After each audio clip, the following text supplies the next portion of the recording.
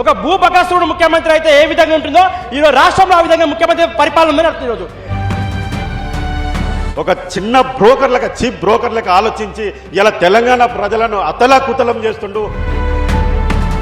మొన్నటిదాకా హైడ్రా బుల్డోజర్ల భయం, ఇప్పుడు రాత్రికి రాత్రే మీ సొంతిల్లు ప్రభుత్వ భూమి అయిపోతుందంటూ 22A ఎరుపు రంగు పట్టమేంటి? తెలంగాణలో కష్టపడి కట్టుకున్న 18 లక్షల పక్కా ఇళ్లు, 9 లక్షల ఇళ్ల స్థలాలను ఒక్క సంతకంతో నిషేధిత జాబితాలో పడేయటం వెనుక ఉన్న అసలు కుట్రేంటి? బాధితులు టోల్ ఫ్రీ నెంబర్కు కాల్ చేయండి అని చెబుతున్న ప్రభుత్వం దాని వెనుక 30% కమిషన్ దందా నడుపుతోందా? ఇది ప్రజల సమస్యలను తీర్చే టోల్ ఫ్రీ నెంబరా, లేక పొంగులేటి మార్క్ టోల్ ఫ్రీ దందానా? రాష్ట్ర వ్యాప్తంగా 91 లక్షల ఎకరాలను స్తంభింపజేసి సామాన్యుడి కష్టార్జీతాన్ని పిండుకుంటున్న ఈ 22A దండయాత్ర వెనుక ఉన్న షాకింగ్ నిజాలేంటో ఇప్పుడు చూద్దాం. ఏ విధంగా డబ్బులు సంపాదించాలి, ఏ విధంగా ఢిల్లీకి మనం పంపించాలి, ఇలా 2.5 నుంచి 3 లక్షల కోట్ల స్కామ్ జరుగుతుంది 22A జాబితా కింద. ఢిల్లీకి మూటలు అప్పచెప్పడానికే రేవంత్ రెడ్డి తీసుకొచ్చిందే ఈ 22A జాబితా. మొన్నటి వరకు హైడ్రా పేరుతో ఏ క్షణంలో ఏ బుల్డోజర్ వచ్చి ఇళ్లను కూల్చేస్తుందోనని నిద్రలేని రాత్రులు గడిపిన తెలంగాణలో సామాన్యుడికి ఇప్పుడు 22A నిషేధిత భూముల రూపంలో రేవంత్ ప్రభుత్వం మరొక బిగ్ షాక్ ఇచ్చింది.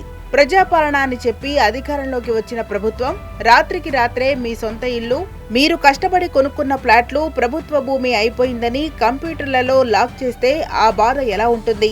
ఇది కేవలం అధికారుల సాంకేతిక పొరపాటు మాత్రమేనా, లేక ప్రజల్లో భయాందోళనలకు గురిచేసి డబ్బులు వసూలు చేసేందుకు ల్యాండ్ మాఫియా దోచిపెట్టడానికి వేసిన పక్కా కుట్ర?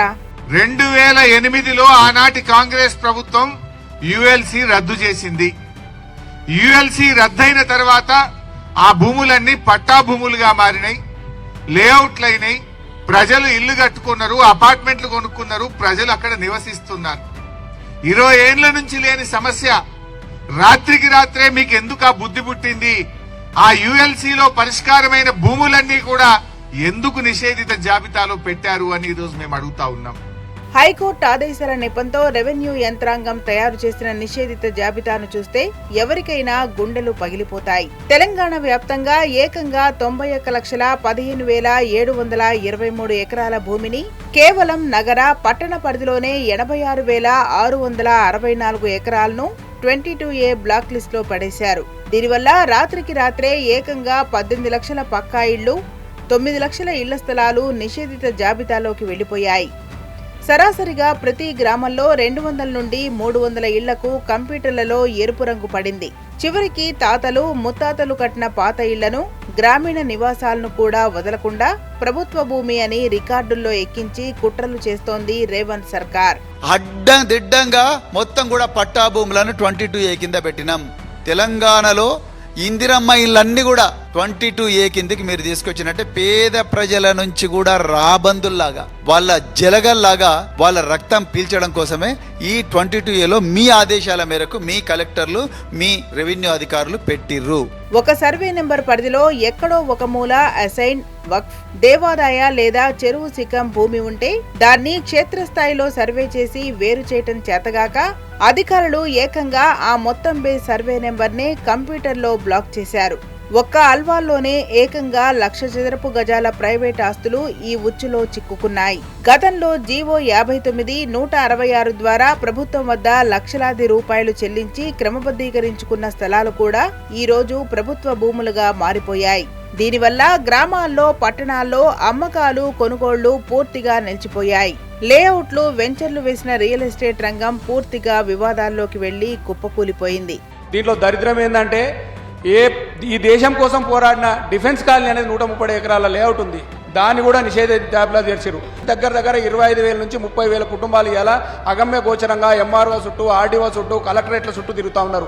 ఈ దరిద్రులు, ఈ దరిద్రపు ఓటు కమిషన్లకు నాయకులు ఈ విధంగా తీసుకొచ్చి ఇలా మొత్తం తెలంగాణ ప్రజల్ని ఇలా ఇబ్బంది పడతా ఉన్నారు.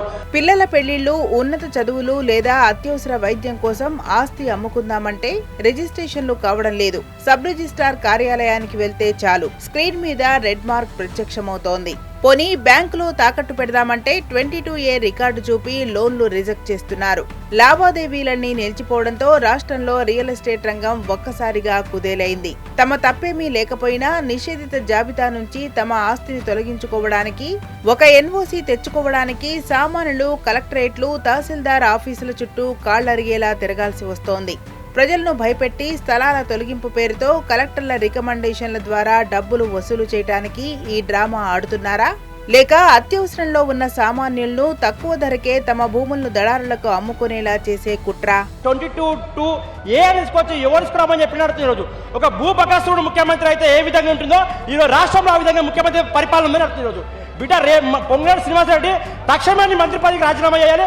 ముఖ్యమంత్రి రేవంత్ రెడ్డి తెలంగాణ రాష్ట్ర ప్రజలకు 22A బాధ్యతలు ఎవరుతున్నారో వారందరికీ క్షమింపజేయాలి బిడ్డ.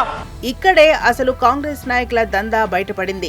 న్యాయబద్ధంగా కష్టార్జితంతో ఉన్న ఆస్తులు 22A బ్లాక్ లిస్ట్ లో ఉంటే మా టోల్ ఫ్రీ నెంబర్ కు కాల్ చేయండి అని ప్రభుత్వం చెబుతోంది. కానీ అది టోల్ ఫ్రీ నెంబర్ కాదు పొంగులేటి, అది పేద ప్రజల రక్తాన్ని జలగల్లా పీల్చడానికి మీరు తెచ్చిన టోల్ ఫ్రీ నెంబర్ అని ప్రజలు విమర్శిస్తున్నారు. నేను కూడా చూశాను, కొంతమంది మీడియా మిత్రులు చెప్పి రాసిన దాన్ని చూశాను.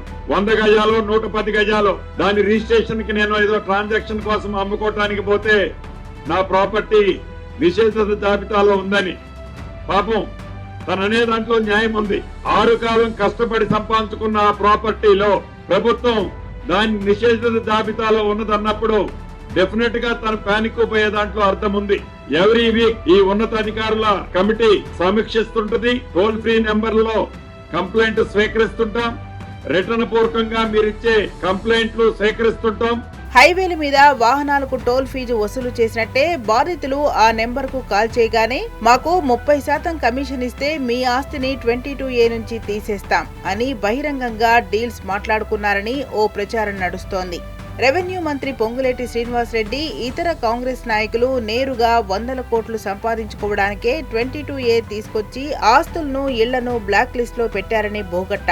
ఇది మంచి పద్ధతి కాదు, ఇది పందిరం కాదు. వీలైతే 10 మందికి మనం సాయం చేయాలి, ఏ విధంగా వాళ్ళని ఆదుకోవాలన్నది ఒక రాష్ట్ర ముఖ్యమంత్రిగా అతను ఆలోచించాలి తప్ప ఒక చిన్న బ్రోకర్లకు, చీప్ బ్రోకర్లకు ఆలోచించి ఇలా తెలంగాణ ప్రజలను అతలాకుతలం చేస్తుండు. రోజుకొక జీవో తీసుకొచ్చి ఏ విధంగా సంపాదించాలనేది ఆయన ఆలోచన ఉన్నది తప్ప ఇలా ప్రజలకు మనం ఏం చేస్తున్నాం అన్నది లేదు.